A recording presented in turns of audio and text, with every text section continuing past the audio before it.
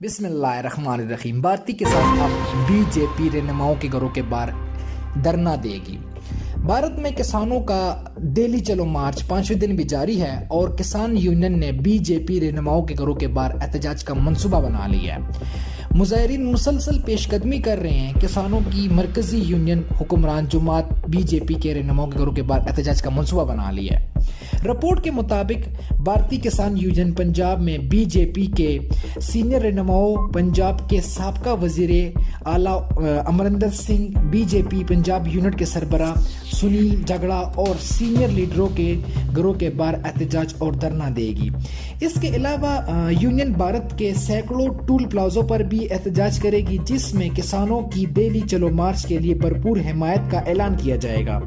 دہلی چلو مارچ کے ساتھ یکجہتی کے لیے آج گرو نما سنگھ چیروانی کی زیر قیادت بھارتیہ کسان یونین ٹریکٹر